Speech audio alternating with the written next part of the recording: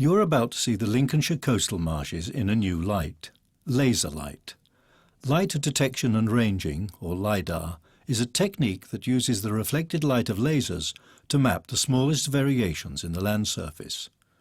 Using a colour spectrum to enhance these variations, from dark blue at the lowest to red for the highest readings, we are able to take you on a journey to view the Lincolnshire coastal marshes as you have never seen them before.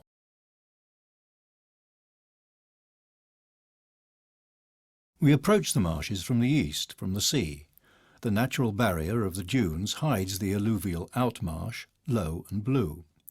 Beyond, in the west, the clay middle marsh rises yellow to red, cut by stream valleys which rise in the chalk hills of the wolds.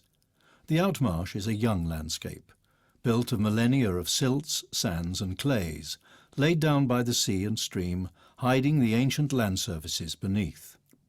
The middle marsh is glacial clay, laid down up to 3 million years ago, while the chalk of the wolds was deposited in warm seas over 66 million years ago.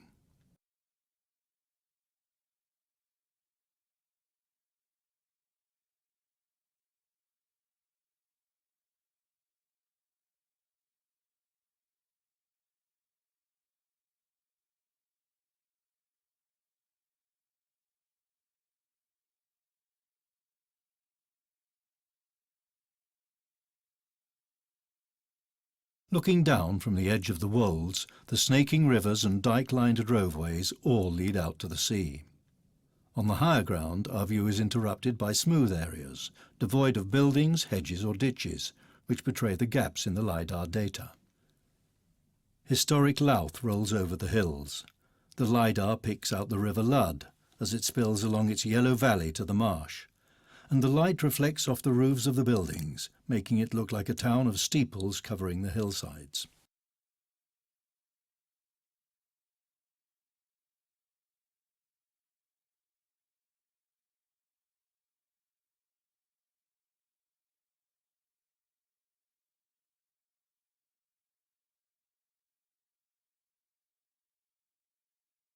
To the south of the town, we fly across the low hills of the Middlemarsh to pick up the disused East Lincolnshire railway line and steam over hedges, barns and pale river valleys, down to Claythorpe, where the line crosses the valley of the Great O on its embankment. Circling the village, we prepare to enter the Outmarsh via the O Valley. Cradled in its embankments, the river swings enthusiastically into the basin. It passes to the south of the remains of Toot Hill, a medieval Motte and Bailey castle perched on the shallow valley side. The motte stands proud, guarding the entrance or the exit to the wolds. To the west, lengths of the Bailey ditches can be seen to survive. Further east along the valley, we see the rectangular outline of modern fish ponds, before we step out onto the clay, up to the village of Witham. Its medieval moat and old village enclosures can be seen behind the modern buildings that line the main street, and its position on a spur of the glacial clay of the Middlemarsh can be fully appreciated. Below, in the Outmarsh, ghosts of old stream channels emerge. Here they surround the lost village of Stane. Nigh on imperceptible mounds mark where buildings once stood, and only the moated manor site is clearly visible. The abandoned village sits on an island of glacial till clay, an outcrop of the Middlemarsh, whose highest point, marked by a small copse of trees, was once dominated by the long-demolished church of St. John the Baptist.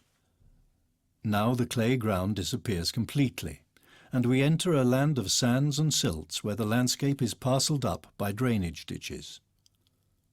On the distant coast, the ordered caravans of Mablethorpe hug the Candyfloss-like dunes. We swing past the peaks of the refinery to head north, once again following a disused railway that cuts by Thedlethorpe All Saints. Ancient enclosures and moats show how settlement has ebbed and flowed across the land, lapped by the distinctive waves of earthworks that are the remains of medieval ploughing.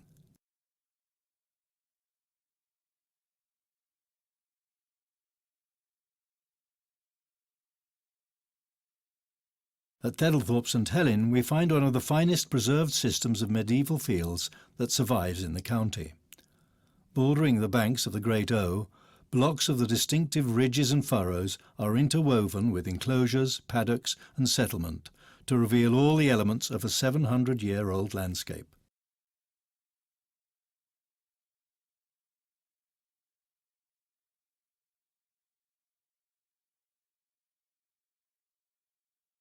Towards Saltfleet by St Clement, the River O leaves its ancient course to run parallel to the dunes, flanked by the Rimac Road.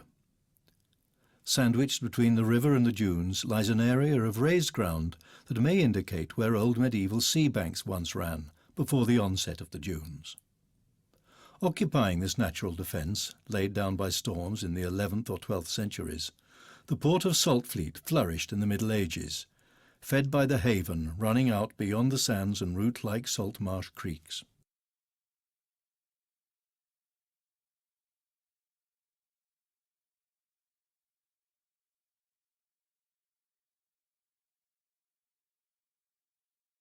The modern sea bank now harbours the regimented caravan parks, while landward, the waste mounds of medieval salt-making sites sit astride old creeks, the individual dumps of washed creek silt clearly visible, like cauliflower florets.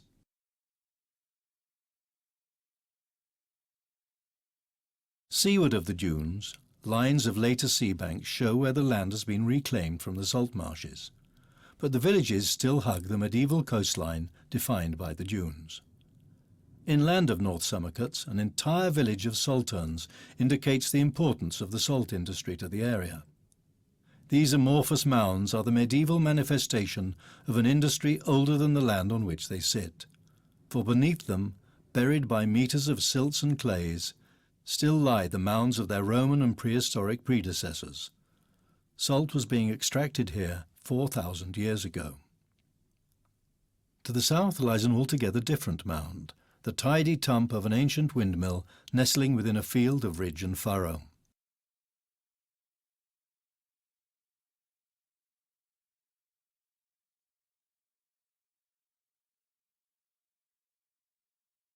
At Skidbrook, the modern settlement is divorced from its medieval church, which stands isolated amongst the earthworks of its former village, the wind whipping through its hollow shell.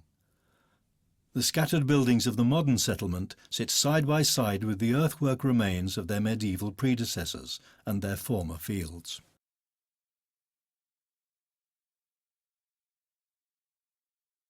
To the west of Skidbrook, the roads and drains mimic the course of the high-sided Grey Fleet stream.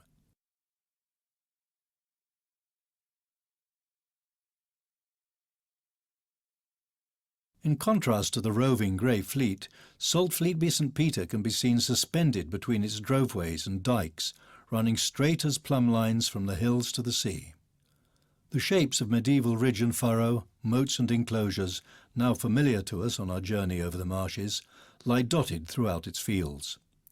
Another railway line, the Mablethorpe Loop of the Great Northern Railway, can be seen cutting through the earlier earthworks.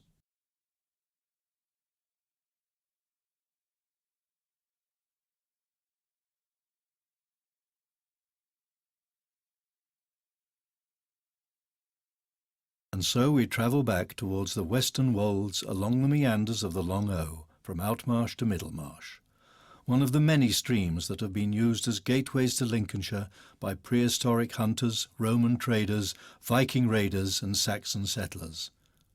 It is an ancient river line that has cut its course through the glacial clays which line the foot of the wolds.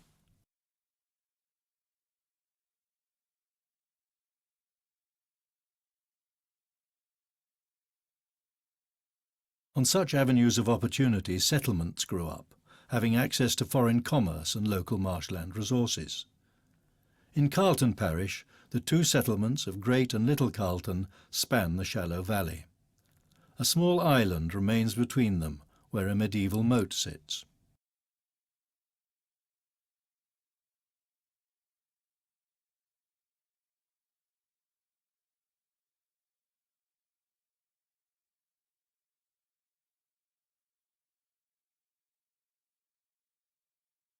Further up the valley, at Castle Carlton, woodland hides the great Motte and Bailey Castle from normal sight.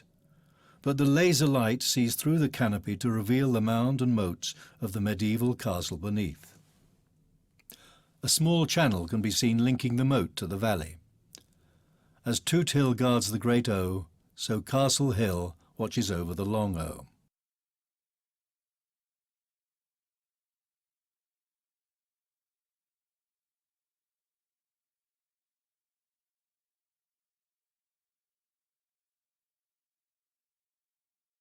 We have arrived at the valley's end and approach the end of our flight. We step beyond the Outmarsh and return to the Middlemarsh and the foot of the Wolds. The pattern of stream valleys headed by medieval settlements is continued along the Outmarsh edge, but on this older landscape we can also expect to encounter much older settlements. The Outmarsh now would be unrecognisable to these ancient people who settled the marsh edge, or to the salt makers of Iron Age and Roman times. Their coast lies deep beneath the blue. But the LiDAR helps us appreciate more keenly how our ancestors would have viewed this landscape, those who trod every rise in the ground and navigated every bend in the rivers. We have hardly begun to examine the potential of LiDAR for the marshes, but through it we can gaze upon an image which holds a host of clues as to how this landscape was formed and how its use has changed over the centuries. Compare its use today with how it was described in 1827. An immense plain, bounded on one side by the sea banks, on the other by the wolds, almost hidden in the foggy exhalations which rise from the intervening fen. Unbroken save here and there by a church, a cottage or a farm, and occasionally enlivened by the herds of cattle and flocks of sheep which form the riches of the country.